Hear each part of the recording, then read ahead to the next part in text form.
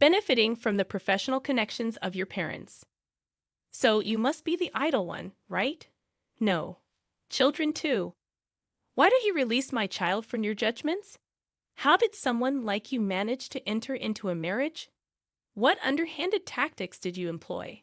My mother-in-law and sister-in-law never warmed up to me, consistently tossing sarcastic comments my way and spreading baseless rumors about me. It was undeniably draining.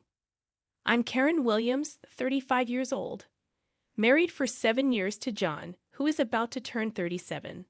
Following my father's passing 6 years ago, we relocated to a new home, where we've been cohabiting with my mother. The three of us together.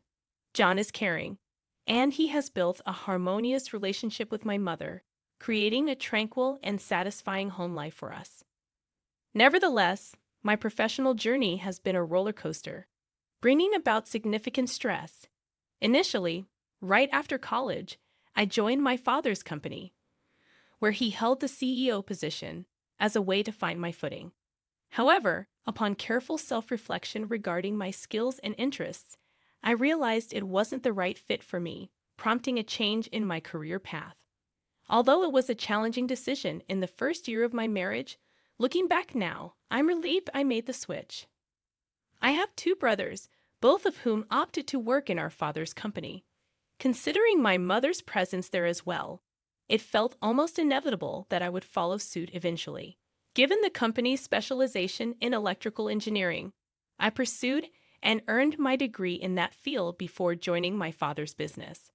With my entire family employed in the same place, I never questioned that this was where my future belonged. The initial phase wasn't without its challenges. There were whispers about me getting the job solely because of my father, rumors that, while anticipated, were nonetheless hurtful. Once my colleagues learned of my familial connection to the CEO, a noticeable distance emerged, and I often felt excluded. Despite my diligent efforts, my hard work was consistently viewed through the lens of riding on my parents' coattails, leading to frustration. My brothers encountered similar talk, but managed to validate themselves through their skills. Determined not to lag behind, I toiled hard to debunk the misconceptions and gradually ascended the success ladder. Despite being the CEO's daughter, my boss, who assessed our work performance, didn't cut me any slack. In fact, it felt like he held me to an even higher standard than the average employee. This made it clear that my promotions were solely a result of my efforts, a recognition that brought me great satisfaction. However, the joy of this achievement was marred by allegations of favoritism, leaving me disheartened. No matter my accomplishments, they were consistently perceived as mere byproducts of riding on my parents' coattails, a source of deep frustration. 3 years into my tenure at the company, I met my husband. As our relationship blossomed, I found myself facing disdain from some female colleagues. He worked for a company that collaborated with my father's, earning admiration for his competence and amiable personality. His substantial income only added to his allure in the eyes of many. Our paths had crossed even before we encountered each other at work. I frequently spotted him at the bookstore and library I frequented, leading to casual conversations. The coincidence of meeting at work surprised both of us. Our shared love for reading quickly blossomed into a relationship, triggering jealousy and gossip among my coworkers. Throughout our relationship, I got acquainted with my husband's family, but my mother-in-law and sister-in-law harbored a dislike for me. Their snide remarks were a regular occurrence when my husband and father-in-law were out of earshot. Having a job is a breeze for you, thanks to your father. It must be delightful to live a life without challenges. They firmly believed that I sailed through life on the coattails of my parents' achievements, enjoying a generous salary solely because of their success. Yet my father would never hire someone lacking the necessary skills, even if it were his own child. While he is a family-oriented and kind-hearted individual, he maintains a strict separation between personal and business matters. In the professional realm, he never shows favoritism just because I'm his daughter. My employment was contingent on having the requisite skills. I hold deep respect for my father's capabilities as a CEO. and I find it disheartening when others unjustly criticize his judgment. However, when I express this sentiment, my mother-in-law remains unmoved. Similarly, my sister-in-law persistently takes digs at me for supposedly riding on coattails, displaying resentment toward the close relationship I share with my husband. How on earth did someone as unremarkable as you manage to tie the knot? What kind of tricks did you play?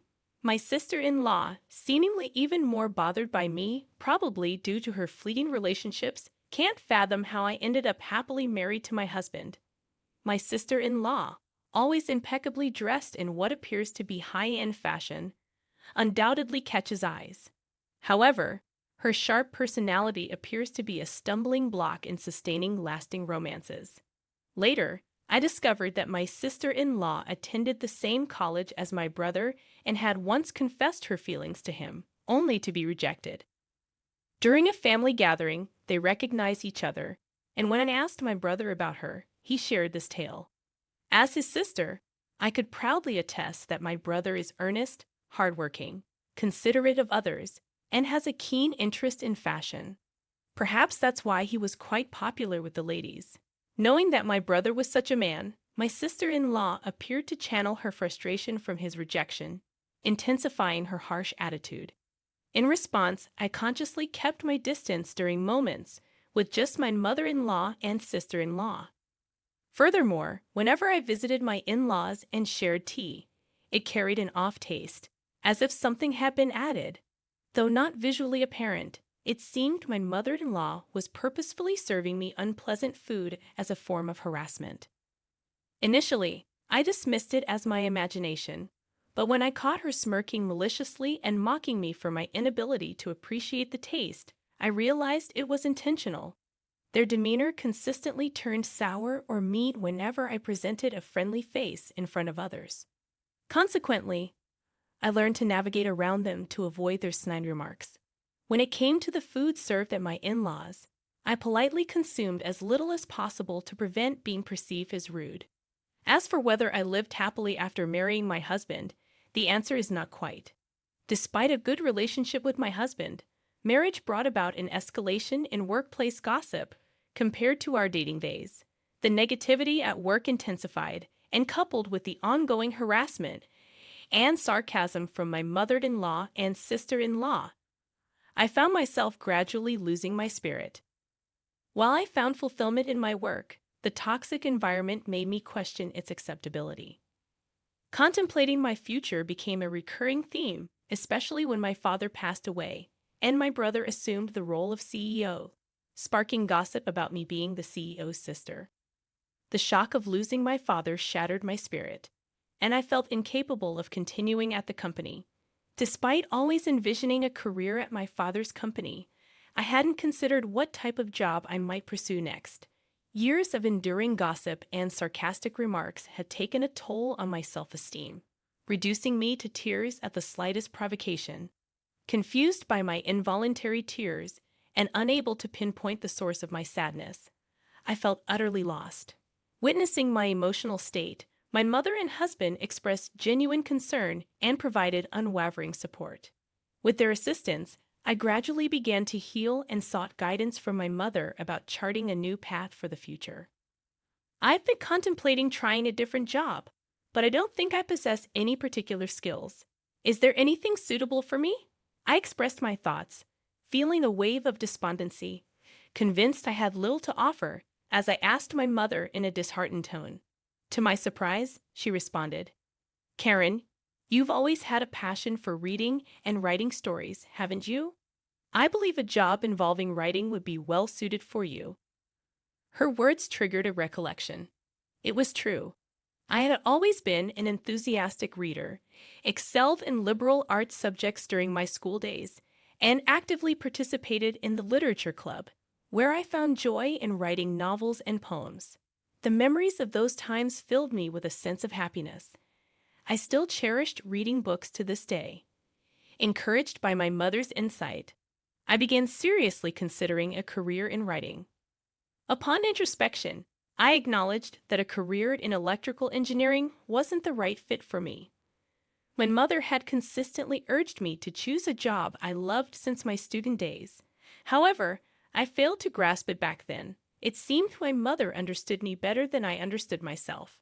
With newfound clarity, I decided to embark on a fresh journey and set my sights on becoming a novelist, beginning my career in writing. Nonetheless, as a novice, finding work proved challenging, and I found myself depleting my savings every day while diligently facing my computer, immersed in writing. In the initial stages, my motivation stemmed from proving others wrong, but now my efforts are driven by a desire to fulfill my own aspirations. Despite the obstacles, I derive more satisfaction from the process. I invest more hours in crafting stories than I did during my tenure at a company, dedicating the majority of my day to the creative process.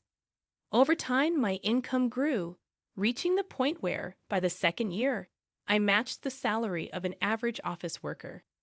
Though less than my previous earnings in the fourth year, one of my novels received an award and was published. This led to a contract with a publishing house, establishing a consistent flow of work. By the fifth year, a hit novel catapulted my earnings beyond my husband's substantial salary. Subsequently, my work transitioned into adaptations for comics and dramas, keeping me occupied while ensuring a steady income. The journey has been challenging, but as a novelist, I now realize that my previous occupations were not well suited for me. However fitting the role of a novelist may be for me, reaching this point wouldn't have been possible without the substantial support from my mother and husband. Regrettably, my mother-in-law and sister-in-law, upon learning of my novelist endeavors, preemptively dismissed my chances of success and began making disparaging comments, insinuating that I was merely relying on my husband. The comments took a turn for the worse after my father-in-law's passing. Since I predominantly write from home, they took to labeling me as a nerd. Their jealousy intensified due to our residence in a high-rise luxury condo, making their remarks even more spiteful. "You're just idling at home, living off your husband's earnings, aren't you? Must be nice. Life's easy when you don't have to work for it." They presume my husband is solely responsible for our condo purchase and covers all our living expenses. Their conviction that I don't contribute financially is especially pronounced, particularly since I made a career switch to become a novelist. The condo, in reality, was an inheritance from my father, so my husband played no role in acquiring it. The impressive amenities within the building practically eliminate the need for me to venture outside, further fueling their misconception that I'm a recluse. However, I share the living costs with my husband, a fact I've clarified multiple times. Despite my explanations, they persist in believing that my husband covers all expenses. Their comments persist behind my husband's back, and I endure it, despite the stress it brings. On top of that, they make insensitive remarks about my decision not to have children, a topic that first emerged when I turned 30, and has since become tiresome. Now, at 35 and still childless, I find myself growing concerned. Two individuals have made me uncomfortable, dismissing my work explanations and opting instead for insults. In response, I discreetly sought advice from my mother and husband. During my time at the company, I refrained from seeking advice until I reached a breaking point. Learning from that experience, I made a conscious effort to communicate early on, particularly with my mother. Since the two individuals in question are part of my husband's family and maintain a facade of decency in front of him, I chose to convey things to him in the gentlest terms possible. "You don't need to handle those two. I'll take care of any meetings or communications with them." He was well aware of the challenging period I was going through. Recognizing my emotional instability due to backbiting, he made an effort to minimize my interactions with them, ensuring I didn't have to face them more than necessary. Thanks to him, the instances of enduring their snide remarks diminished. Yet there were moments when their malice still affected me. Nevertheless, the knowledge that I had allies in my mother and husband swiftly aided in my recovery. Regarding the matter of not being able to have children, my mother, who had me at an older age, reassured me that there was no rush. "It's simply not the right time yet. I had you later in my life, so there's no need to worry, don't you think? I won't stress about it too much, and I'll patiently wait. Conversations with my mother, considering my current workload and the negativity from those two, led me to believe that I couldn't afford to have children at the moment. Despite feeling a sense of urgency, I decided to minimize my concerns as much as possible. Though I continued to endure snide remarks from the two of them, my mental state was more stable than when I was employed at the company. The house my father bequeathed us was well designed and well located, providing a peaceful abode where I lived harmoniously with my mother and husband, experiencing genuine happiness. Additionally, the shared facilities offered gym equipment and a workspace, allowing me to exercise and take breaks during work, facilitating a smoother daily routine. However, one day, my energetically working mother suddenly collapsed and succumbed to a stroke. She had gone to work as usual, and I had bid her farewell with a smile. Without any chronic illnesses, I had presumed she would live much longer, making the news of her passing all the more shocking. Upon reaching the hospital, I gazed at her peaceful face, resembling someone who had just fallen asleep, with a sense of disbelief. Though it felt unreal as I organized her funeral, my emotions gradually settled, and I mourned quietly. I can't believe she's gone so suddenly. She was fine just this morning. My husband, familiar with my mother's lively morning routines, shared my disbelief and cried. Having a close and enduring relationship with her, he mourned alongside me. Despite our sorrow, we prepared for the wake and funeral, managing the reception as acquaintances came by to offer condolences. Witnessing the outpouring of love for my mother brought me solace during a difficult time. My mother-in-law and sister-in-law arrived, and perhaps because they were in the company of my husband, they maintained a somber demeanor. However, when my husband was occupied with others, they leaned in to whisper, "With your mother gone, it's going to be tough from here on out. And since we're family, we don't need condolence money, right? Don't worry, I won't give a dime to someone who's just a gold digger." Their insensitivity at such a time left me appalled. Not only were they stingy about the condolence money, but they also mocked me, claiming I had been too dependent on my mother for my age. While I felt anger towards them, I began to consider that directing my energy towards getting mad at them was futile. My husband, on the other hand, grew increasingly infuriated by their audacious behavior. "If you're planning to sell the family home, why wouldn't you discuss it with me? It's your decision, so if there's no house, that's not my problem." He categorically refused, and realizing they couldn't persuade him, they audaciously turned to me. "Hey, Karen, could you please talk to John about letting us stay? We won't ask you to leave, and it's fine if you live with us. If things remain as they are, we're out of options. Please convince him." After enduring their ridicule, their arrogance seemed insurmountable. It's my house, under my name, yet they carried themselves with an air of entitlement. Although I've always rejected the idea, the thought of living with them filled me with dread. Before I could sarcastically refuse, my husband erupted in anger again. "Enough is enough. After all the nonsense you've put Karen through, you've got some nerve. Just stop asking for a share of the home sale money and go back where you came from. I don't even want to see you two anymore." With that, he unambiguously declared dissownment. Despite their persistent attempts to latch onto my husband, we chose to ignore them. Settling the bill at the restaurant, we promptly departed. Nevertheless, they shamelessly showed up at our upscale condo on occasion, unrepentant. After explaining the situation to the building manager, they were warned. The manager made it clear that if they continued causing a disturbance, the police would be called. Undeterred, they still loitered around the front door, pressuring my husband to let them move in or provide financial assistance. When my husband, reaching his limit, threatened to involve the police, they finally ceased their visits. It seemed he was serious about severing ties, taking legal steps to disown them. However, their persistence took a new form as they inundated our phones with messages and emails, pleading to live with us and requesting money.